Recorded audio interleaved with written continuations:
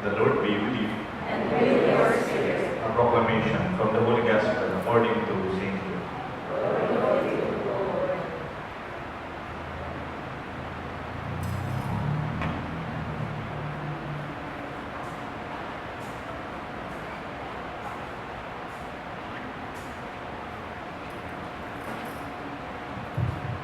Great crowds were traveling with Jesus, and he turned and addressed them. If anyone comes to me without hating his father and mother, wife and children, brothers and sisters, even his whole life, he cannot be my disciple. Whoever does not carry his own cross and come after me cannot be my disciple. Which of you, wishing to construct a tower, does not first sit down and calculate the cost to see if there is enough for its completion? Otherwise, after laying the foundation and finding himself unable to finish the work, the onlookers should laugh at him and say, "This one began to build and did not have the resources to finish." Or what king marching into battle would not first sit down and decide whether with 10,000 troops he can successfully oppose another king advancing upon him with 20,000 troops? If not, while he is still away, he will send a delegation to ask for peace terms. In the same way, any one of you who does not renounce all his possessions cannot be my disciple. My dear friends, my dear brothers and sisters, the good news of our salvation. Praise to you, Lord Jesus Christ. The Son and the Holy Spirit. Good evening po. The title of my homily, Worth It. It's worth it. Inisip ko po ano sa Tagalog yung it's worth it. Yung isang word na naisip ko, sulit.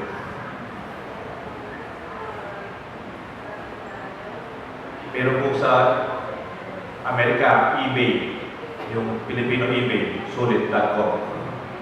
Yung parang you can buy something in a cheaper way that it's worth it. Parang gano'n. Naranasan niyo na ba yung tinatawag na impulsive buying? Meron ba sa inyo impulsive buyer? Yung impulse, yung bigla na lang hindi inasahan, uwi silang maraming binili. Meron ba sa inyo automatic na hindi na impulse, basta sale, nandun kayo? Yung iba yata, meron silang kalendaryo ng sale, kung saan at automatic nandun na. Hindi na po impulse yun. Automatic buyer. Yung impulsive buyer, hindi po kamukha ng panic buyer, panic buying. Yung panic buying has something to do with the conception of supply and demand. Parang magkakaroon ng scarcity in terms of supply, lalo na pag emergency situation, there would be some kind of imbalance at magkakaroon ng panic buying. Pero po yung impulsive buyer, kahit wala pong crisis, namimili po yan. Huwag sanang magalit yung kapatid ko, yung bunso. Napansin ko, minsan may pagka-impulsive buyer siya. Minsan kasama ko siya, nung medyo malakas pa ako, pinagdadrive ko po siya pag nagpapacheck up sa Manila. Yung schedule po namin, usually, early in the morning, pupunta kami sa National Kidney Institute, magpapa-blood test, mag-extract ng blood sa medtech, sa laboratory, and then hintayin po namin lumabas yung blood check result. So, mag-breakfast muna kami sa hospital, then later on, pupunta kami sa mall. Habang hinintay namin yung result ng blood check, tapos after nun, pupunta kami dun sa doktor para check up. Usually, pumupunta lang kami sa mall para mag-lunch lang. Just to, para po mag-isa ng oras. Minsan kasama ko siya, bigla siyang nakapasok sa isang shoe store. Then sabi niya na ako, "Hoy, something na rin sa bago sa rere. Kamuran daw, something na." Oo, something na. There's na. Then sabi niya, "Saluwag kene, saluwag ko lang. May cuts pa. Kasi selling meto, one pair, the second pair is half the price. So, sa'yo na yung second pair, half the price na lang sa'yo, sa akin, I will pay the whole price. Better din for me, di ba? Pero hindi naman ako bumibili ng sapatos. Wala akong balak bumibili ng sapatos. I think siya rin, walang balak. Nakita lang. And then, sabi ko sa kanya,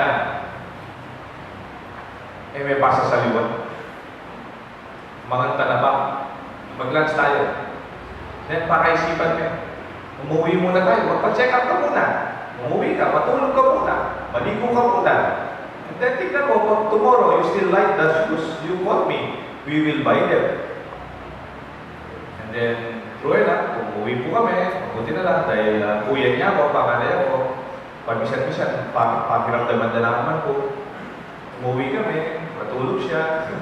The next day, I'm waiting for him to call na gusto niya yung sapatos. Hindi na po siya tumawag. It's an impulse. Kaligwanan ng sasali niya sapatos sa buhay.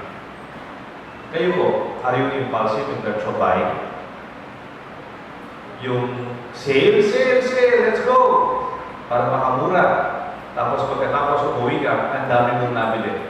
Hindi mo man kailangan yung iba, wala man sa listahan mo. Hanggang ngayon, nasa bahay, naka-plastic pa, hindi pa ginamit. Meron po akong kaibigan, magaling po sa sales and marketing and advertising. Magaling po siya. Sabi niya, alam mo, Father, merong specific color and shades for department store owners and shops that they know how to use them so that you will be enticed to buy. Yung color na ginagamit, yung theme ng shop, yung pong scent, yung ginagamit na pabango sa atmosphere ng shop. Medyo nare-relax ka para bumili. Lalo na, medyo Pasko-Pasko na po niya, madalas po yung Christmas carols, medyo narinig mong Pasko spirit, you also begin to buy. And ganoon din po yung naglalagay po siya maraming salamin. Napansin niyo po yung mga shop, may salamin. One thing is to have more space, parang may concept na additional space pag mayroong salamin. The other purpose daw, mas nagtatagal po sa shop yung namimili pag nakikita yung sarili nila. Habang namimili ka, tinitignan mo yung sarili mo. Lago-lago, pogi-pogi. And then you stay. Hindi ka magsya. Kung minsan, inisip ko nga, magpapalagay kaya ako maraming salamin sa simbahan. Para medyo mag-stay yung tao pagkatapos ng misa, hindi nagmamadali. And then another, we will ask, isa pa technique po sa buying, endorsement. Kung minsan, sardinas, endorse po ni Sharon Cuneta. O noodles, endorse ni Sharon Cuneta. Kung minsan, chinelas, endorse ni Manny Pacquiao o ni Chris Aquino. Alam niyo po, million-million po yan para ma-endorse lang. It only proves that many of us buy out of impulse, out of emotions. Sabi nga po, many of the big sales is not based on logic, it's on emotions. Kaya nga po, pag gusto mong bumili, isipin mo muna, umuwi ka muna, calculate, kamukha ng gospel, calculate, think about it, if you really need it. Lumipat na po ako sa next topic, baka may magalit sa akin, sa shopping na ganyan. Yung kalawa po, meron din daw pong impulsive relationship. Impulse in relationship. Ano sinasabi mong impulse sa relationship? Yung malakas na emotion in terms of relations. Di ba, no? Nandito yung mga youth choir, no? Yung impulsive relationship, yung nakita mo, ay, pogi niya!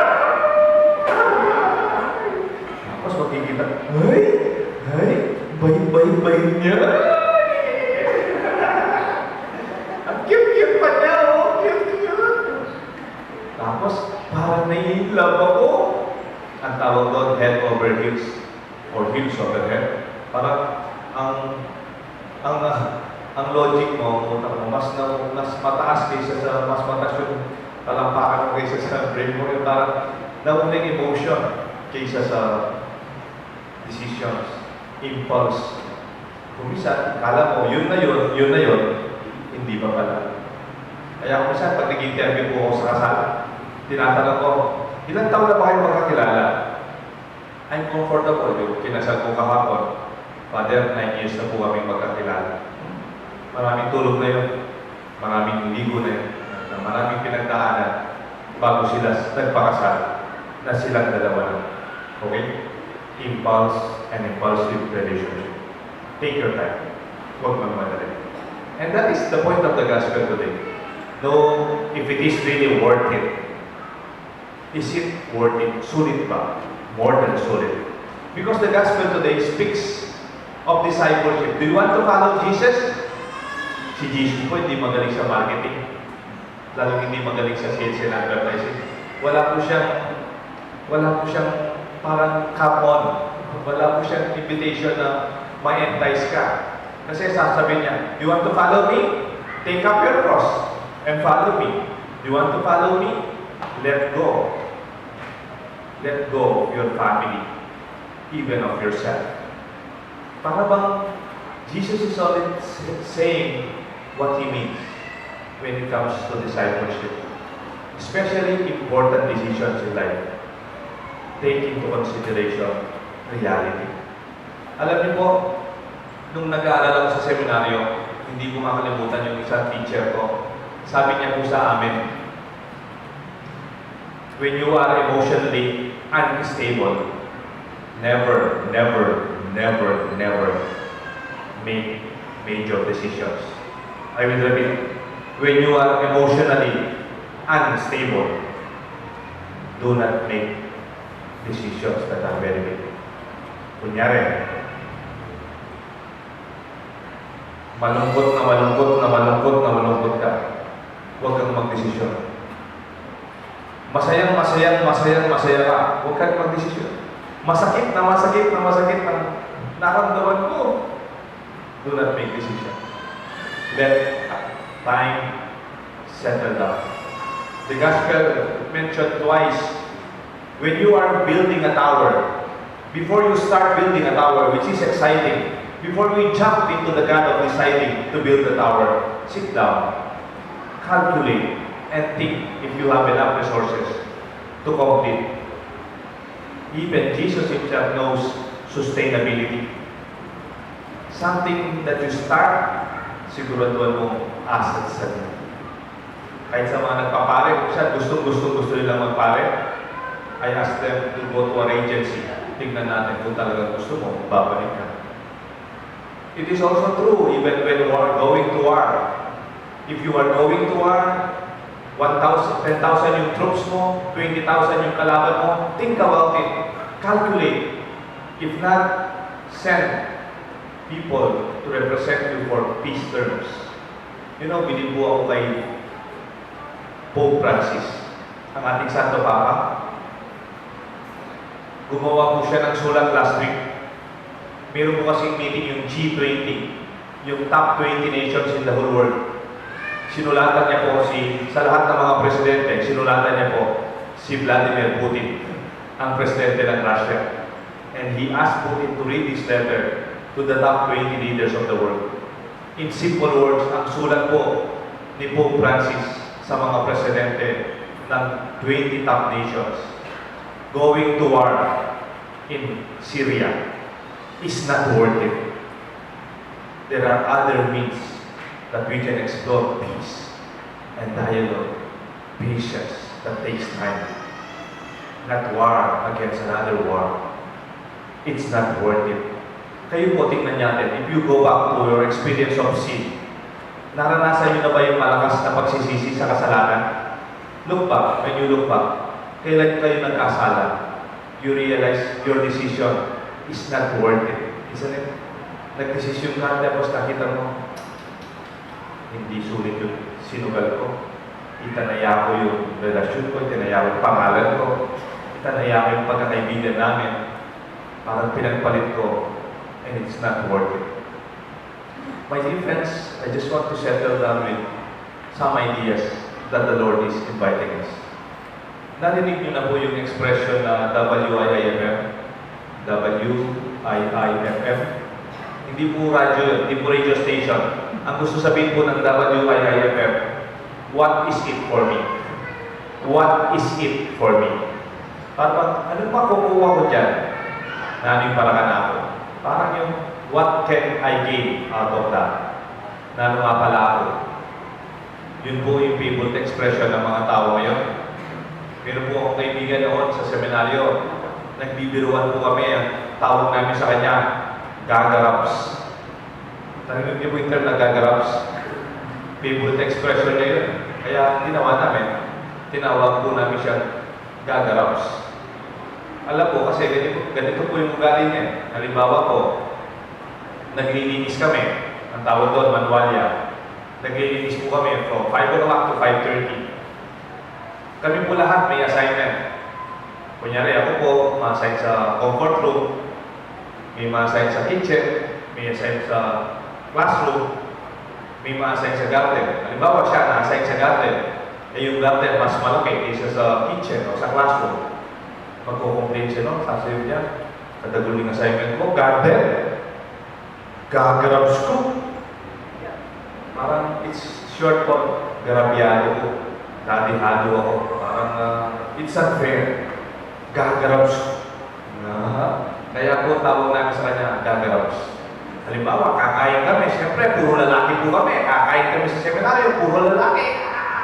And dumating siya late.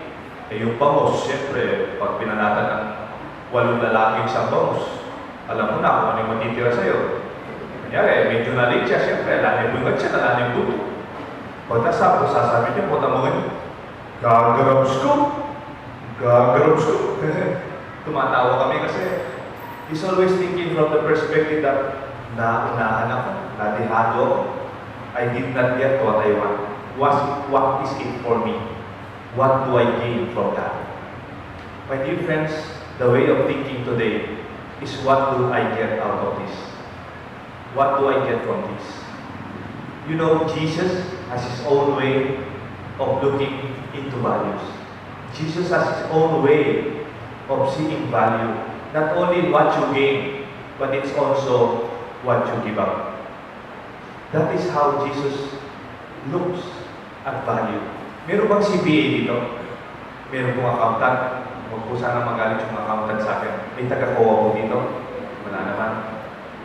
Alam niyo po, pag yung mga accountant, titignan po yung assets mo, titignan nila yung liquid assets, yan po yung cash mo, nasa bangko, titignan nila yung mga hard assets mo, yung mga facilities, yung mga building, mga sasakyan. Yan ang yung assets. That's the cost and the value of your total value as a business or person. Alam niyo po, si Jesus, ang ating pagka-Kristiyano, we have a different way of looking at value and assets. It is on the reverse. I'll give you an example para maintindihan natin. What you have actually is also, what you have, the value of what you keep now is also equivalent to what you give up. Pasibayo. Again. What you have now is also equivalent to what you gave up to keep what you have. Tingnan po natin, no? Halimbawa, ano po yung value ng wife mo sa'yo? Anong value ng husband mo sa'yo? Anong value ng mga anak mo sa kanya? Mahirap pong mag-define ng value, di ba? Ano po yung value in terms of your love for your husband or wife? Siguro titignan niyo po, ito yung binigay ko sa kanya, savings, ito yung regalo ko sa kanya, dami na, ito yung ginastos ko para sa anak ko. That is sometimes how we look at it. May you have, or what you kept, can you also think of how you love a person is also equivalent to what you gave up to keep the relationship? Halimbawa, you love somebody. You love somebody. You love somebody. And then, alam ko po itong mga narinig ko kwentuhan nila.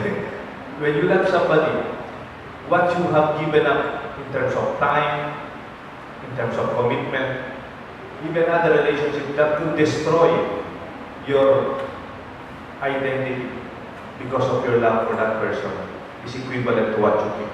Magulo po ako, magulo. Halimbawa, Mister, dahil pogi ka, sino-sino na yung giniba mo at ano-ano na yung opportunity giniba mo just to keep your family and your wife. That is also equivalent to the love that you have given. Is what you give up. Halimbawa ako, ano po yung value ng pagkapari ko? What is the value of my priesthood? Is that what I do today? 4 na misa, 3 misa, 1 binyag, 2 kasal. That's not the value of my priesthood. The value of my priesthood is also what I give up and what I'm still giving up to remain as a priest. Discipleship is not only what you gain, it's also what you give up. And I just want to end with a story. Minsan po, mayroong isang magkaibigan. Yung unang kaibigan, ang mentality niya, mentality WIIFM. What do I get from that? Yung mentality gagarabs. Tinanong niya po yung kaibigan niya, nagsisimba at saka nagdadasal na kamukha ninyo. Sabi niya, pare, what do you gain when you pray? Nakapapala mo. Anong nakukuha mo pag nagdarasal ka at nagsisimba? Ang sagot po ng kaibigan niya, wala. Ha? Wala kang nakukuha? You do not gain anything when you pray? Why do you still pray? Why do you still go to Mass? Actually, I don't gain anything. In fact, I also lost a lot. I lost a lot. Ha? Wala ka nang nakukuha, nawawalan ka pa, ba't nagdarasal ka pa, ba't nagsisimba ka pa? Yes, yes, I lost. And you know, when I started to pray and went to Mass regularly, I lost my ego. I lost my sense of pride. I also lost my greed. I was also, I let go. I let go ko na yung aking fear. Even my fear of death. Nawala na rin yung insecurity ko. I also lost my stress.